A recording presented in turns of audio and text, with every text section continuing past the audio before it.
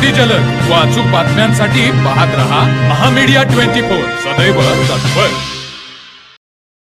दुर्दैवाने आत्महत्या केलेल्या शेतकऱ्यांच्या दुसऱ्या पिढीतही तोच प्रकार होऊ नये यासाठी भारतीय जैन संघटना परत एकदा सरसावली असून संस्थापक श्री शांतीलालजी मुथा यांनी आत्महत्याग्रस्त शेतकऱ्यांच्या एका मुलास वाघोली पुणे येथे शैक्षणिक स्तरावर नेऊन 5वी ते 9वी पर्यंत शिक्षण देण्याची जबाबदारी उचलणार आहे।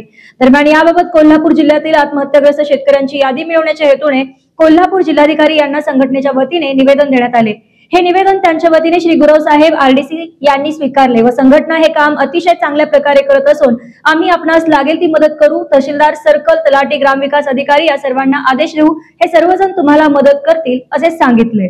या प्रसंगी भारतीय संघटनेचे राज्य सदस्य अभिनंदन खोत यांच्या नेतृत्वाखाली ॲडव्होकेट बाबा नेर्ले, BN पाटील, अशोक चौगुले, प्रकाश मुगळी, रवी उपाध्याय, अनिकेत कदम, राजाबाई शहा हे उपस्थित होते।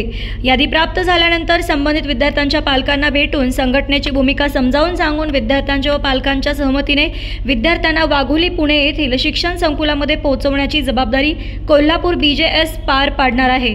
हे काम राष्ट्रीय अध्यक्ष नंदकुमारजी सांकला, सचिव दीपकजी चोपडा, राज्याध्यक्ष केतनजी शहा, राज्य मुख्य सचिव प्रवीणजी पारख यांचे मार्गदर्शनाखाली व संस्थापक माननीय श्री शांतीलालजी मुथा यांच्या सूचनेनुसार होत आहे।